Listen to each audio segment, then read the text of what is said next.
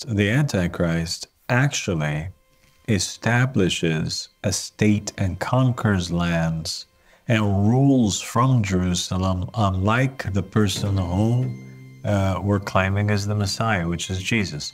Jesus was unable to rule. The Antichrist is able to rule.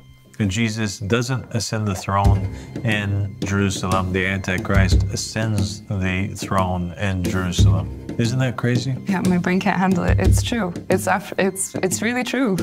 In the apparent, it's just backwards sometimes, and you can't tell what's going on.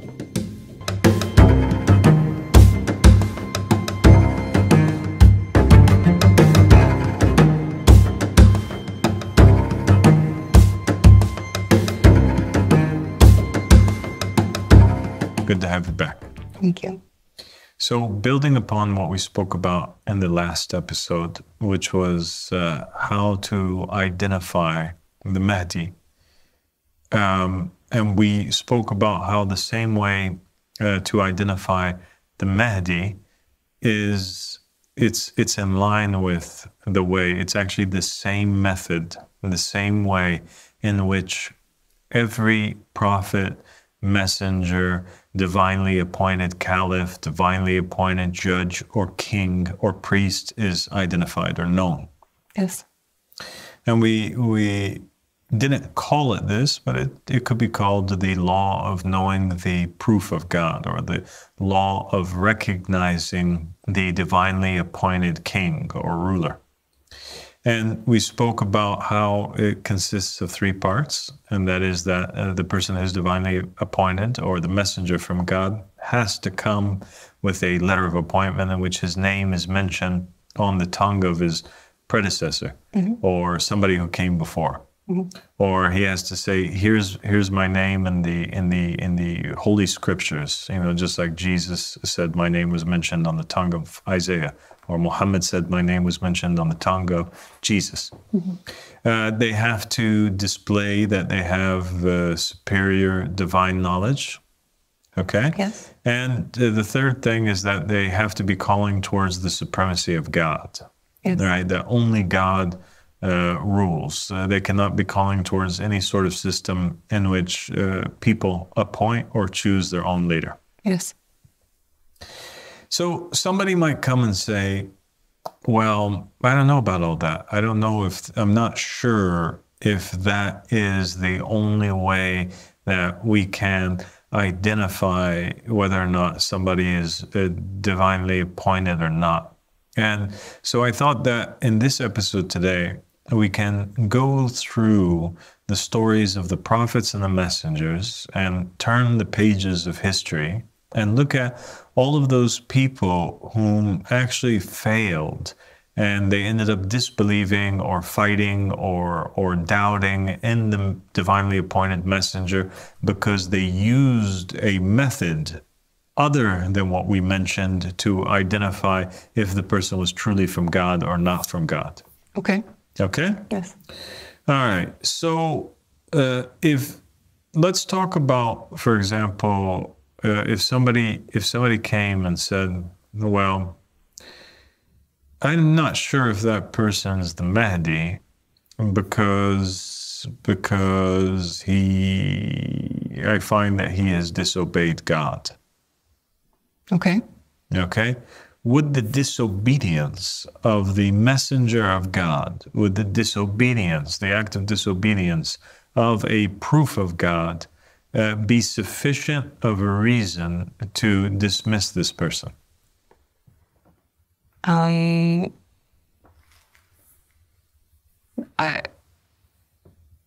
would think that the answer is no, because he would have fulfilled all of these, you know, signs. And if he would have fulfilled that and then he would be the wrong person, then it would be like God is misguiding people. And I don't believe that God would do such a thing. But it would, of course, be, I guess, a shocking thing to see. Is there a story? Yeah, I think there's multiple stories. And I'm also quite sure that you're aware of it if we were to bring it to your memory. And We have, for example, the act of God appointing Adam as his successor in the land. He appoints him as a vice-chair. He says, "Verily, I'm making a caliph in the land." He makes all of the angels prostrate to Adam. Adam has authority over them. He's a hujjah over them. He's a messenger from God to them. And it's obligatory to obey Adam. Yes. And yet Adam himself disobeys God. Yeah. God tells him, "Don't approach the tree." And he actually does approach the tree. Yes. And so the story of creation, the story of the creation of mankind begins with an act of disobedience, and not just an act of disobedience from man, but an act of disobedience from a divinely appointed caliph. And if that story tells us anything, it tells us that once the person is divinely appointed, and certainly Adam was divinely appointed, God identifies him and says, "I'm making a caliph in the land." Yes. Right? Yes. Adam is taught all of the names, right? So he's the most knowledgeable, and he displays this. God tells him, to inform them of their names. And then you have Adam calling towards or basically sitting at the head of the political system of God, and that is that he is the caliph who's appointed, the ruler. And that story is very clear. And yet, even though he disobeyed, it wasn't sufficient of a reason for the angels to rebel against him. Yeah. Right? Yes, yeah. I mean, I think when you bring that story into, when you explained, would it be possible to reject somebody based on the fact that they disobeyed God? I think we think of these stories in a different way. We don't put them in this modern context. But if you put the story of Adam in the modern context, it would be really shocking for people that God appointed Adam and then Adam disobeyed, and yet that's not a reason to disbelieve in Adam. No. It's very clear that Adam is still a good guy, and he was still a caliph of Allah subhanahu wa ta'ala, and God in the end forgave him. Yes. So if we learn anything from that story, we learn that we cannot judge the actions of the caliph of Allah, and even if he commits an act of disobedience, then that's between him and God. Now, we also have another example, and that's in the story of Yunus alayhi salam. Yes. Yunus, or Jonah, his story is that he is preaching in the city. You remember which city? In Nineveh. Exactly. And the people aren't believing in him, and he's getting frustrated. So he asks God to bring down the punishment upon them. God tells him, "I'm going to be bringing down the punishment upon these people in this hour." Jonah goes forward and he begins warning the people and prophesying that in this very hour, a punishment will come down upon you.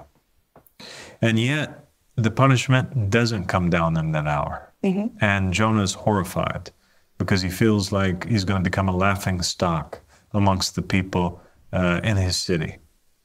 And so he gets angry with God. He doesn't understand the reason why God would do this, tell him one thing and then not fulfill his promise. He doesn't disbelieve in God, but he's angry at this, and he decides that he's going to retire. He quits his job as a messenger early, and he runs away. Yeah. And leaves.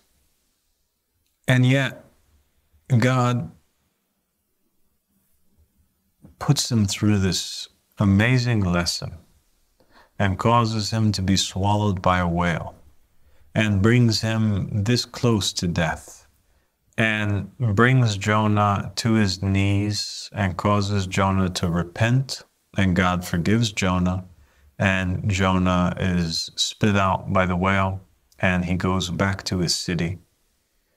And then he understands the full wisdom of God. When he talks to the people of the city tell him that when you left, we saw the punishment shadowing us. And once the clouds began to become dark and we heard the screeching of the winds, and we felt like God's wrath was going to touch us. We remembered your words, Jonah, and all of us repented and we fell into prostration. And then God removed his punishment. And now we're all believers in you. And everybody in the city, they celebrated Jonah and they welcomed him. And then Jonah realized in great shame in that moment that he had done a great injustice to God. He had thought that God had broken his promise when actually God didn't break his promise. It was because the people had repented, and God ended up informing Jonah that his word is so true that that punishment which he promised upon them, it was supposed to come down. They repented. So God moved that away.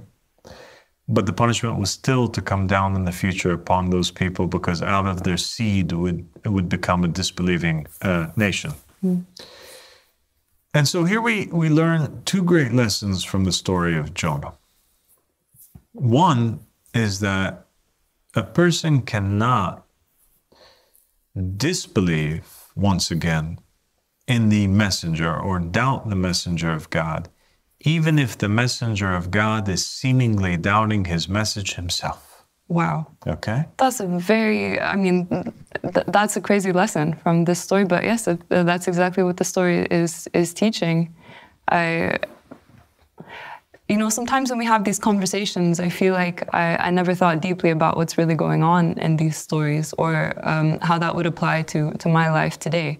But yeah, if you think about it, you cannot doubt in God's messenger if he has proven himself according to God's method, even if it seems like he has run away, or he has abandoned his mission, or he has doubted in the mission himself. That's crazy. It is. It would seem to the outside person that the people in the city of Nineveh were, at one point, had more faith for sure they did, in the punishment of God than Jonah did, because Jonah was on the boat and he was angry, and here the people, they were in prostration and they saw the punishment overshadowing them. The second point that you can extract from the story, what do you think it is?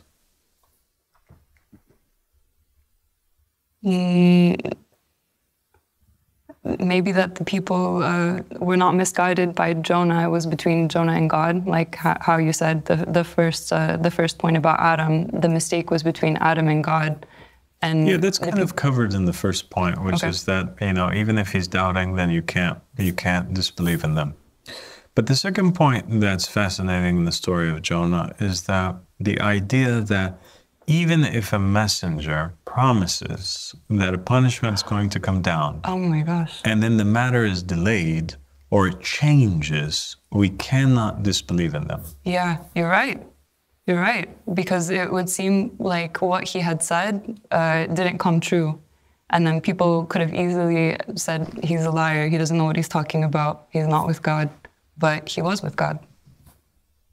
Well, what if somebody decides to judge the Caliph of Allah based on his physical fitness or his health? Is that a way to judge whether or not somebody is from God?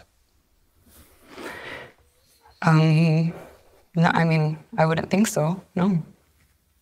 There's the story of Job. There's the story of Job. And the story of Job is one of my favorites, because here you have a prophet messenger. And the people were looking at him, and they were supposed to be believing that, that God's with him. And in the beginning, it's clear that God's with him. God's blessing him. Mm-hmm. He has lots of children. Yeah. He has lots of money. He has a beautiful wife. Mm-hmm. He's very happy. He has great land and lots of animals. And everybody and everything is healthy. And then overnight, because Satan decides that Job and his good attitude is driving him crazy, he can't stand it anymore. Mm-hmm. He thinks to himself, this is ridiculous. Job is only praising God because he has it so good. Why can't we test Job? And he tells God, if you just take away these blessings that you gave him, instead of praising you, this ungrateful creature is going to curse you. I know these people. They're so ungrateful. Yeah. And God decides to disprove Satan, to prove him wrong. And so God gives authority to Satan to come down and to strike Job and his family. He causes his cattle to die. He causes his family to die. He takes away from Job everything. Yeah. Even his health. Yeah. He starts getting worms and like. Yeah, he starts getting all of these boils. And he's so sick that he can barely move. And his hair's falling out. And his teeth's falling out. And he's becoming extremely thin. Yeah. And the narrations of the Ahlul Bayt alayhim salam said that out of the boils, Job would look and he would see worms were emerging. And Job he could have pulled the worm out, one narration stated, but instead he pushed the worm back into his body, saying that he refuses to heal himself, that he only wants God to heal him. You know, he said, God's the one, he talks to the worm, he says, God's the one who commanded you to be there, so I'm not going to allow you to come out until God, heals me. His smell, the scent of Job was putrid. It was something that was really horrifying. It was so bad that the people in the city that Job was living in, the narration state, they had to take him and they literally had to, cover their noses from the smell. And they took the messenger of Allah and they had to throw him out in the wasteland, the garbage area, because for them, he was obviously rotting to death and he was obviously like contaminating the entire area. Wow. But think about the test now. So Job had it rough, and there was a really harsh test it was a really rough and tough test on Job, that Job had to maintain faith that God's with him and that he hadn't received the curse of God. But imagine the companions of Job and the test that they had, or the people in the city, that they had to continue maintaining faith in Job, even though he was stricken with worms and all of these diseases. Yes. That would be like, imagine us were approached by somebody who's claiming to be Imam Mahdi, or we think that we're following in the time of Muhammad, we follow Muhammad, imagine that. Yeah. And then Rasulullah or the Imam Mahdi or the second coming of Jesus, he comes, and then all of a sudden, overnight they're stricken with boils and worms and they can barely move, and it seems like God's angry with them. Yeah. How can a person maintain faith in that person?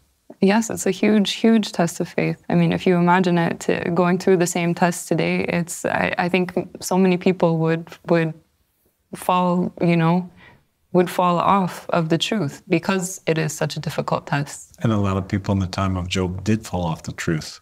Yeah. And there was only a couple people that maintained faith in him until God restored his blessings on Job and explained to him the wisdom behind everything that he had gone through and gave him new children and new family and all that. Yeah.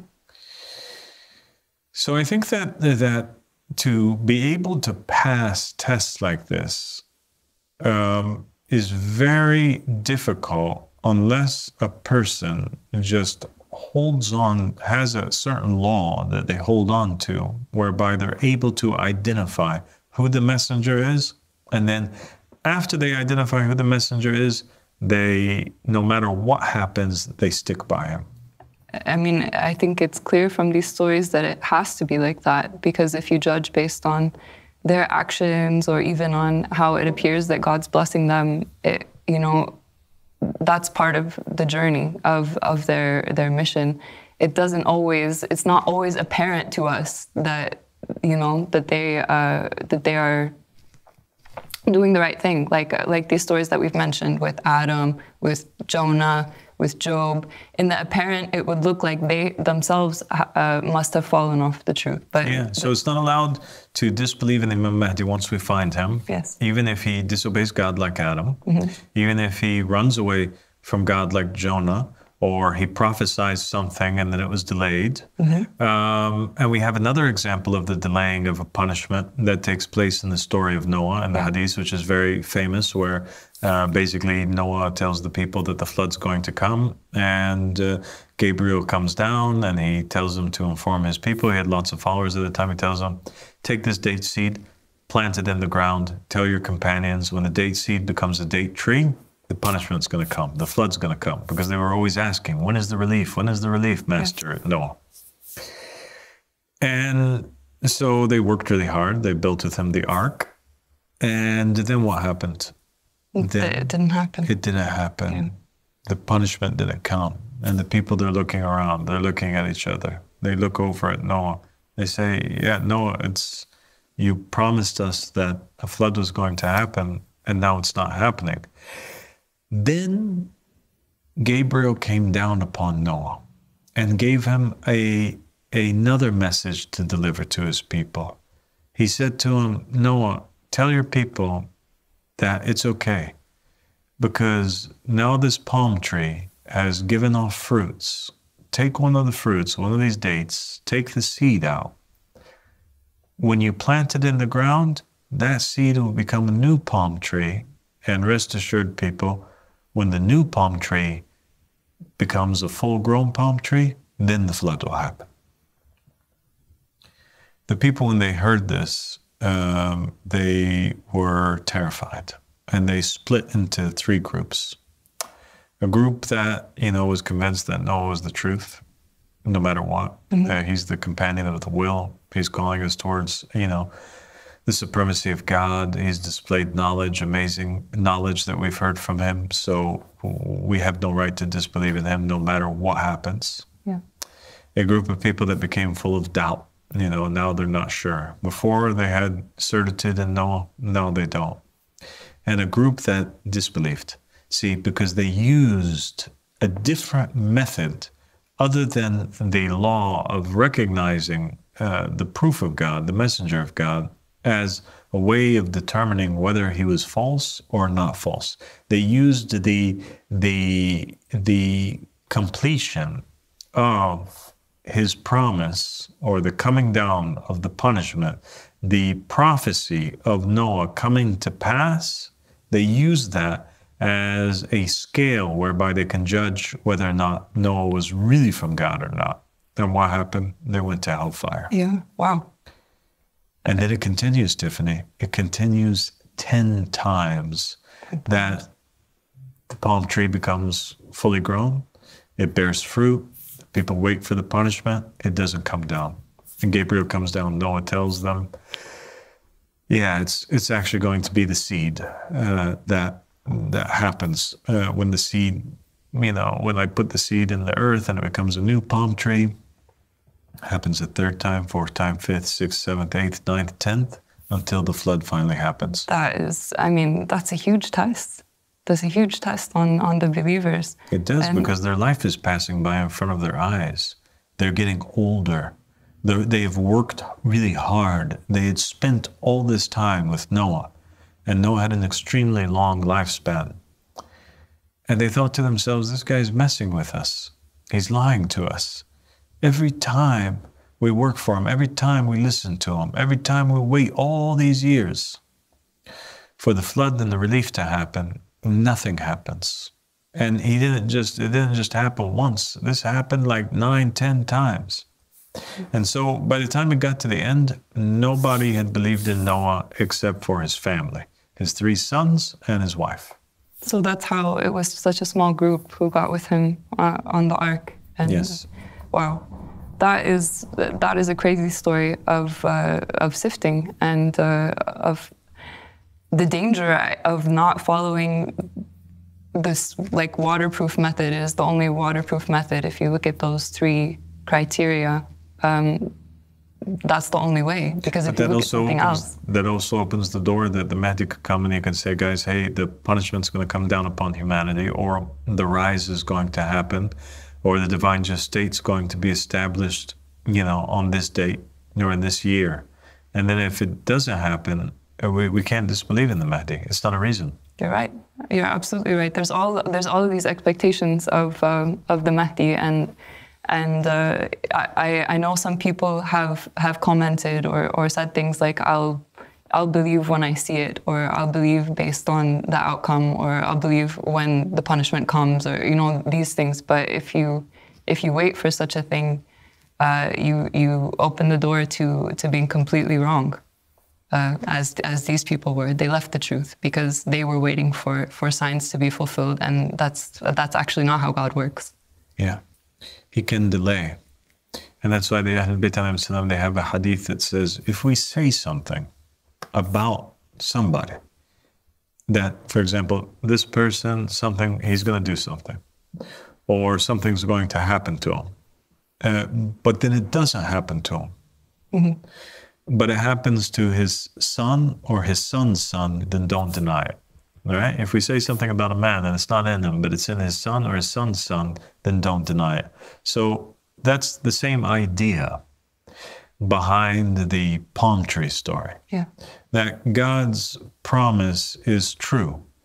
It is true even in the sense that it was by proxy that seed, that when it grew into a full palm tree, the punishment happened. Mm-hmm. It was just the seeds, okay. Right? Yeah. That caused that flood to take place. Yeah.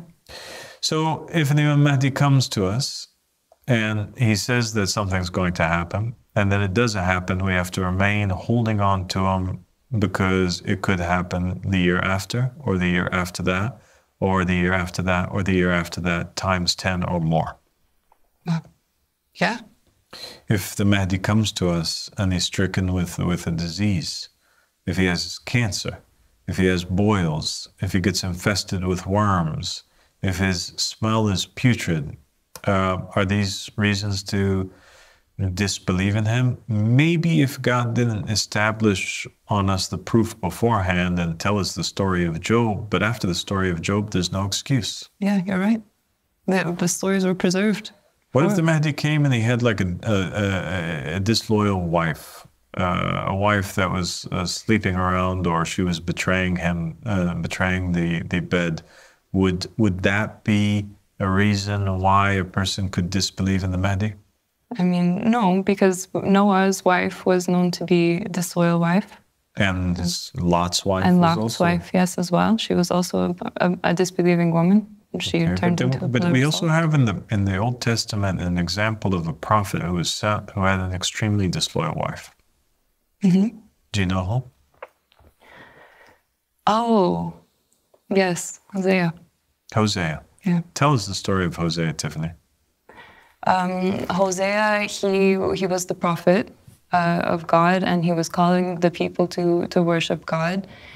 And the people were disloyal to God. The people were worshiping other than God. And Hosea was actually asking God to destroy these people. He said, they're bad, they're disloyal to you. And he was an Israelite prophet. Yes, an Israelite prophet.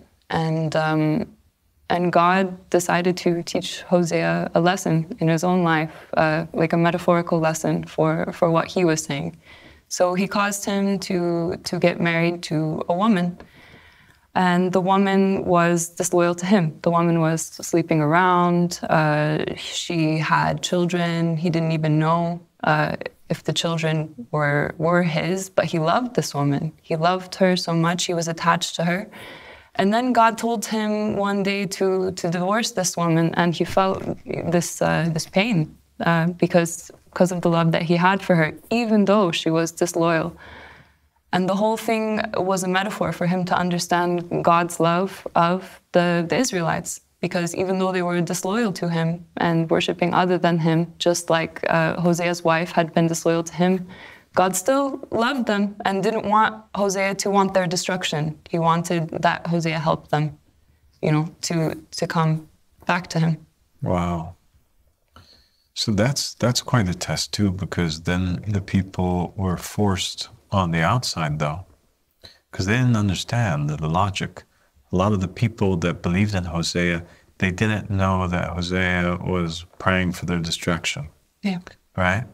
A lot of people that believed in Hosea, or at least like were familiar or heard him. Now, here's a guy who's claiming that he's a prophet of God. They look, who's his wife that he's walking with? And they're like, oh my God, this woman, we see her all the time. She's with other men. Yeah. If this guy is really a prophet, how can he even remain with her? Yeah. He doesn't even know. God didn't even tell him what his own family's doing, what his own wife's doing behind his back. So how is he going to be bringing to us news from the unseen? Well, so they were judging him based on her. Yeah. And many of them disbelieved in him based on her. And that serves as a lesson too, that we can't disbelieve in the messenger of God or the divinely appointed king based on his family or the actions of his family or whom he's married to or whom he's associated with. Yeah. Yeah. Right? Yes, for sure. That's a very clear example. What other examples do we have of things that happened with prophets and messengers that could cause people to doubt and why we can't judge their actions? So we have an interesting story. Moses and the righteous servant. What happens there? Moses, he thinks that he's the most knowledgeable, so God tells him to go on a journey and meet this character called the righteous servant. Yes. And he takes along with him Joshua, Ben Nun, and they go. I think that in the Quran it's actually speaking about like a young man who's accompanying him. Yes. And they go on this journey, and the righteous servant, he says, you won't be able to be patient with me. And Moses is like, no, I have the determination, I have the patience. So three things happen in that journey that cause Moses to be shaken, and actually, he is lacking patience. So it involves actually some very, very heavy testing. He, at one point... So before we get to the tests, now we have Moses, who's a messenger of God. Mm-hmm. And there's another messenger of God that's sent to this messenger of God. So now Moses, his position shifts from being the person who's the more knowledgeable to the person who's being the less knowledgeable. He's the one who's being tested now by another messenger of God. And it's obligatory for Moses to maintain faith. And the story of the righteous servant and Moses it's really one big lesson to tell us that no matter what the actions are of the messenger of God, you can never disbelieve in them. Yeah. And he displays this through these three important stances that take place. What is the first stance? So there's a boat. They come across some people. Yeah. They're poor. They're in a boat. The righteous servant takes Moses. They're trying to cross the river. They say to the people, hey, will you give us a ride? And the people are very welcoming. They don't charge them. They welcome them onto the ship. And as they're sailing on the ship, Moses looks down and he's horrified because he finds that the righteous servant is actually causing he's destroying the ship. Yeah. He's making a hole in the ship so that water comes in. Yeah. Moses is like, what are you doing? You're drowning the ship and these nice people after they welcomed us on their ship free of charge. How could you do such a horrible thing? Yeah. And the righteous servant says, Moses, are you doubting in me? Did I not tell you that you were not going to be patient enough? And he kind of reminds him that what you're doing right now is unacceptable. Just because you're seeing me do something that your mind cannot comprehend, just because I am in the apparent breaking one of the laws of God, which is destruction of the property of a neighbor, you don't have the right to judge me because I know best. Yeah? Yeah. So Moses repents and he realizes that actually, yes, he already confirmed the identity of this person, that he was appointed by God, The person is more knowledgeable. He knows that. And that, according to the system of the supremacy of God, that the righteous servant is an authority figure over him. He's an appointed king or ruler over him. So he has to submit to him and not question. They continue going along, and what happens next? They come to some children. They come to a child, and they see him, he's playing. They see him, he's playing, and the righteous servant takes a rock, and he goes up to a little boy. In some narrations, he strikes him with a rock. In another narration, he calls for him to come forward, and he pets the kid on the head, and then he smashes his head against a large stone. And while the child leans backwards, the righteous servant pulls out a knife and slaughters the child in front of Moses. At this point, Moses is completely shocked. He cannot keep his mouth shut. His face goes pale. He right now, one of the greatest crimes that a person can commit is murder. And you're not just committing murder, but you're killing an innocent soul, a child who didn't even reach puberty. How is this justifiable? He questions the righteous servant. He's like, what are you doing? This is horrible. Yeah. The righteous servant looks at him, shakes his finger. He says, did I not tell you that you're not going to be patient? Here you are. You're questioning me again one more time. If this happens, and the story's done. It's actually Moses that says, I'm sorry, let me continue with you. And if I question you one more time, then that's it. You can let me go. Yeah. And they continue going. And they come across what? A wall. Well, yeah, a wall in the city. Yeah. And in the city, the people are very rude to them. They're nasty. They're mocking them. They're not offering them any shelter, not offering them any food. They're very evil people. And then the righteous servant sees this wall that's damaged. What does he do? He repairs it. He goes over there, he rolls up his sleeves, and he starts to repair the wall. Moses goes over there, and he thinks to himself, my God, this guy, the people that offered us a ride free of charge, he destroys the ship. Yeah. An innocent child who has no sin upon him, he bashes his head into a rock and slaughters him. And these evil people over here, he's honoring them. He's working for them free of charge. Yeah. So he musters up enough courage. He's like, hey, you could have charged for your labor. And when he said that, the righteous servant stops what he's doing. He looks at him. He says, okay, this is the end of the journey between me and you. Now I'm going to explain everything to you. He says, as for the hole that I made in the ship, the reason why I made that hole was because there was a tyrannical king who was sailing at sea, and he was seizing everybody's properties. And so I wanted to put a malfunction in the ship so that he would look at it and not want it. He wouldn't want to waste his time with such a ship. Yeah. So actually I was safeguarding the property of those poor people. I was doing them a favor. And as for the boy was evil, and he would have grown up to make his parents disbelieve and make them extremely tired out of his tyranny. So it was actually an act of mercy for the parents that I killed this child, because the child, it was like a baby Hitler or something. And I was saving them from going through that heartache, and God would replace that child with a righteous one.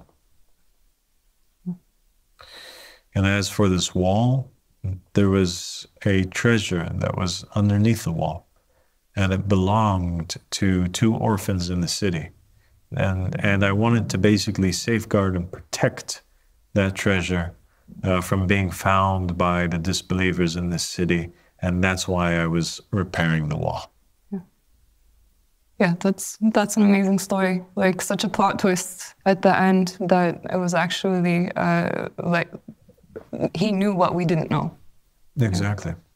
He knew what we couldn't see. And so, what can we extract from this story? We can extract that even if the Imam Mehdi came, or the messenger of God came, and he's destroying people's property, or in the apparent we think that he's oppressing somebody, that we can't judge, and that's not a reason to disbelieve in him.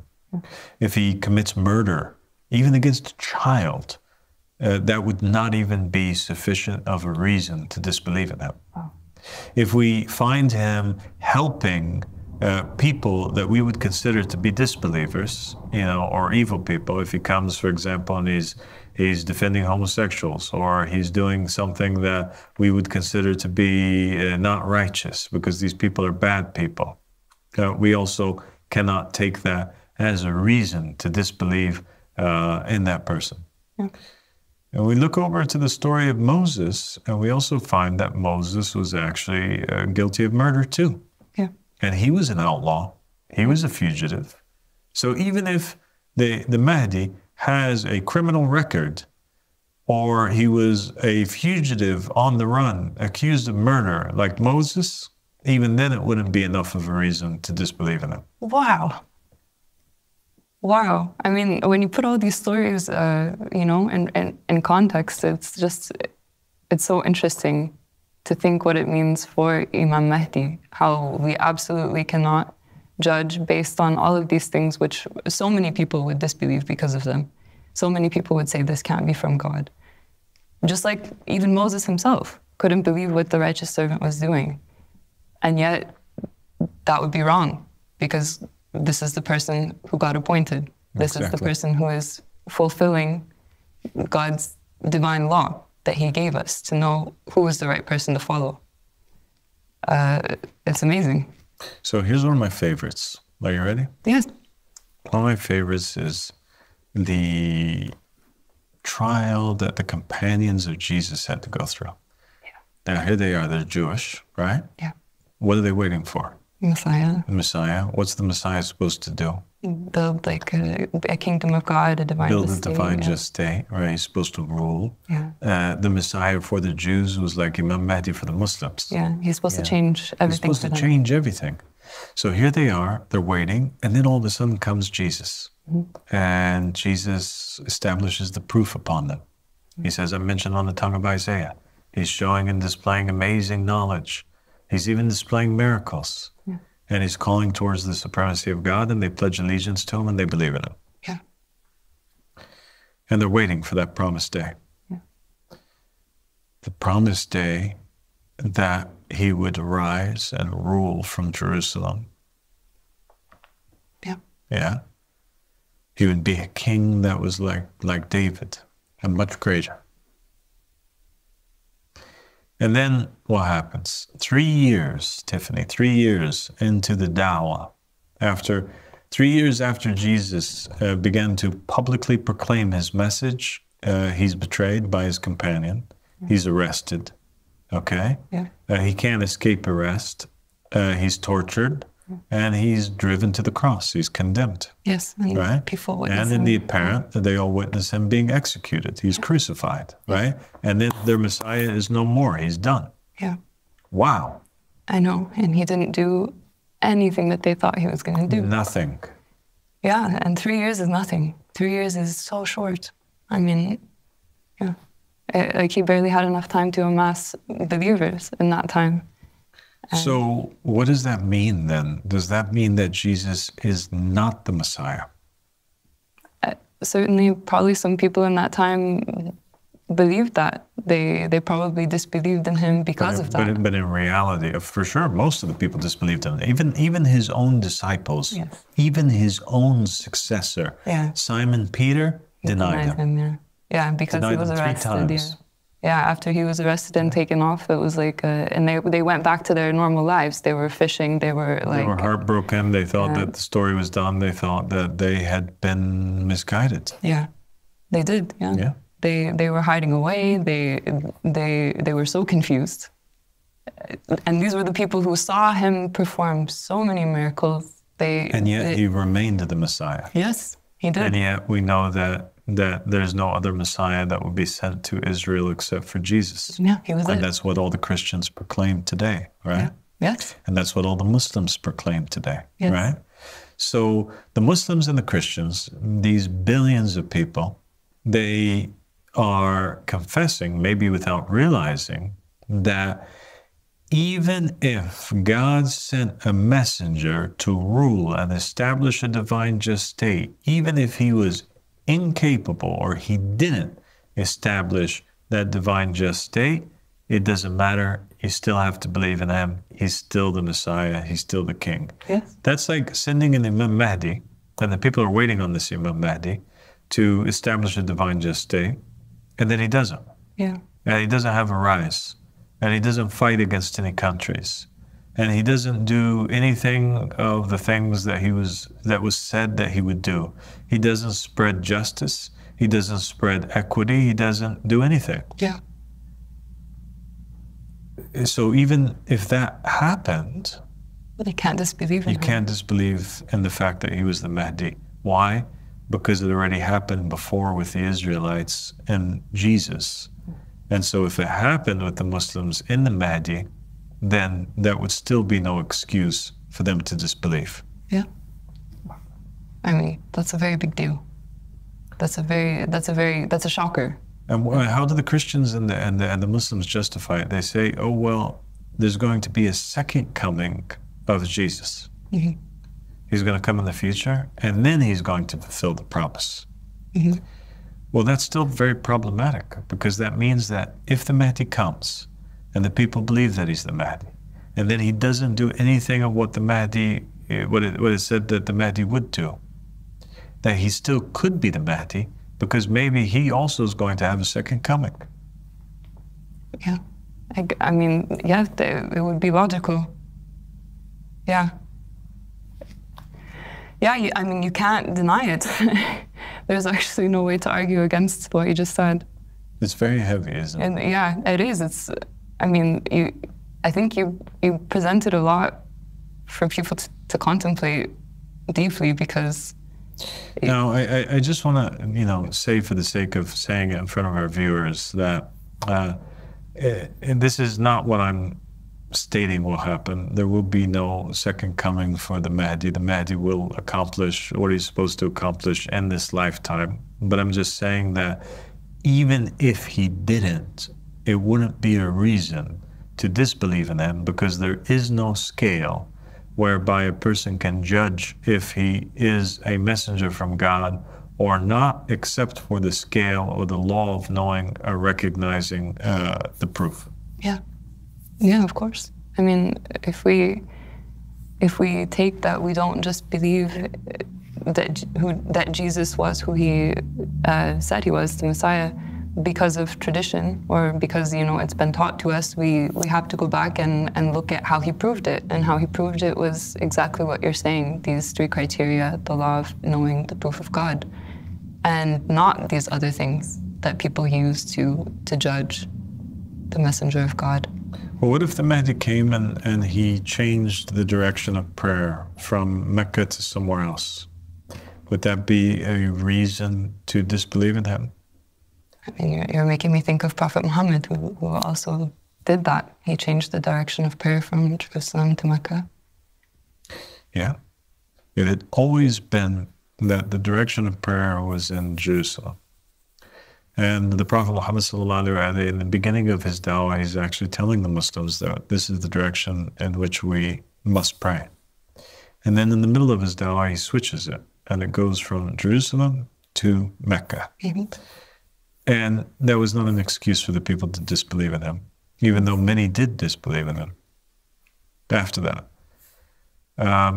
So the Mahdi, or the person who is appointed by God, he could even change laws, change holy sites, change rules, and that would still not be a reason to disbelieve in the Mahdi.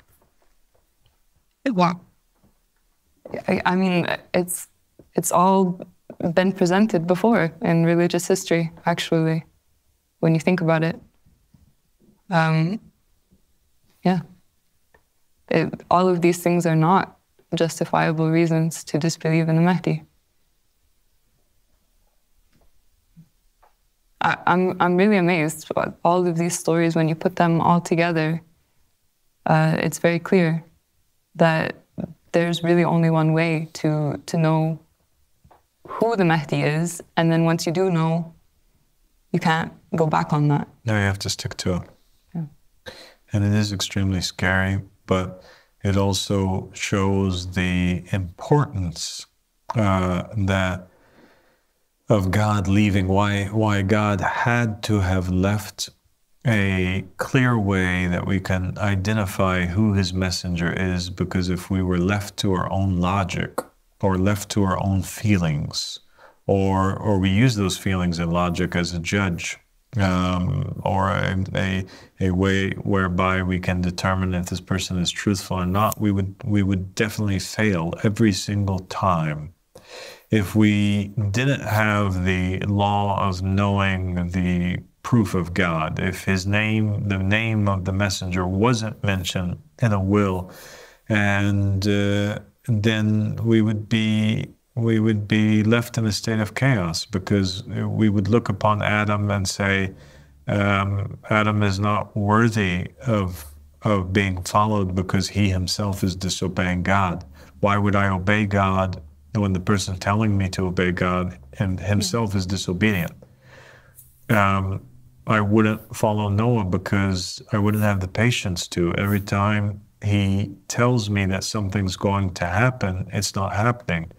His prophecies are always coming up, turning out to be false, right? Yeah. So I would dismiss him, and I would fail. I would look at a prophet like Jonah, and I would think to myself, he's clearly abandoned his mission. Why would I stick to it? Why would I continue to have faith in the fleeing messenger? If I was to see Hosea, I would think to myself, wow, he chose a very nasty prostitute to get married to. How can I believe that this person is divine and holy when so much evil exists within his own household?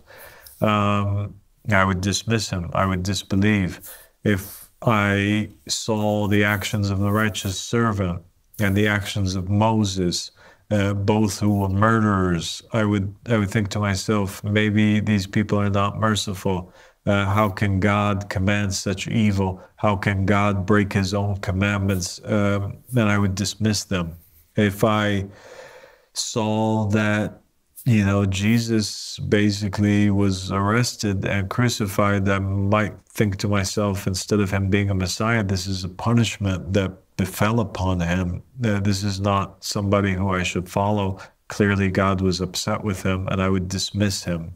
If I saw Job, I would dismiss him because I would think to myself, he can't even heal himself physically. How can he heal us spiritually? And I would dismiss him, right?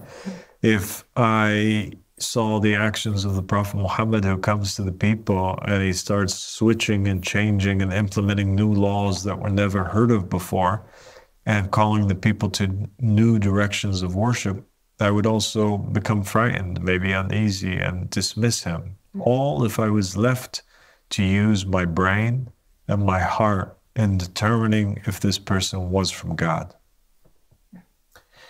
Even miracles, Tiffany, are not a way to determine whether or not the person's truly from God or not from God. And we know that is the case because in Christianity and in Islam, the Antichrist, the son of Satan, one of the most evil people that will ever exist, is able to perform every single miracle that the greatest miracle worker from God did, and that is Jesus. The Antichrist is able to create things and to give life to the dead and to cause the heavens to bring forward its rain, and he's able to sustain, and he comes walking with heaven and hell with him, and he's bringing people back to life and loved family members, and he has demons that are posing as angels that are coming along with him. So how then can we use the miracle to determine if he's true or false? Anybody who would come forward with miracles alone, automatically you would have a group of people that would believe in him and say he's from God, and you would have the opposing group that would disbelieve in him and saying it's because of the fact that he's doing these things that he is the Dajjal or the Antichrist. Right? Yes, it's a big ball of confusion, like, for sure. And the way you're describing the Antichrist, it would appear that God is with him more than he was with somebody like Job, who God actually was with, because Job wasn't able to miraculously heal himself, as you said. You know, he's here suffering, and then we've got this guy who's performing miracles, and he's sustained, and it looks like God is with him, but actually he's the Antichrist. So I guess that's just the danger of using or relying on your own judgment or your own ability to perceive if somebody is from God. If we say that these are all ways that a person can determine, and we disbelieve in the law of knowing or recognizing the proof of God, then we're really making an excuse and saying that the people that follow the Antichrist are not to blame. You know why? Because the Antichrist actually establishes a state and conquers lands and rules from Jerusalem, unlike the person whom we're claiming as the Messiah, which is Jesus. Jesus was unable to rule. The Antichrist is able to rule. And Jesus doesn't ascend the throne in Jerusalem. The Antichrist ascends the throne in Jerusalem. Isn't that crazy? Yeah, my brain can't handle it. It's true. It's really true. In the apparent, it's just backwards sometimes, and you can't tell what's going on unless you use something. Like, God wouldn't just leave us with nothing. No. So that's why the law, or the law of recognizing the proof of God is so important, because if you hold on to it, it's like this rope that will save you from misguidance, even in situations and in trials and tribulations, in confusing points that make you think that good is evil or evil is good. You still know where to go, because you've held on to the companion of the will. Because none of the false prophets, even the Antichrist himself, none of them, they come forward claiming that their name is in a will. None of them come forward and they have that in addition to knowledge, in addition to the banner of supremacy as to God. So God made it extremely clear that there is a way to recognize who it is that he sent. And this is detailed out in the Torah and the Bible and in the Quran. Yeah. And these are the only things that a false person cannot come with. And a true person has to come with that. It's very clear. Well, thank you so much for joining us, Tiffany. And inshallah, we'll have future episodes where we'll talk about some more amazing things. Thank you so much. I really appreciate it, and I can't wait to continue.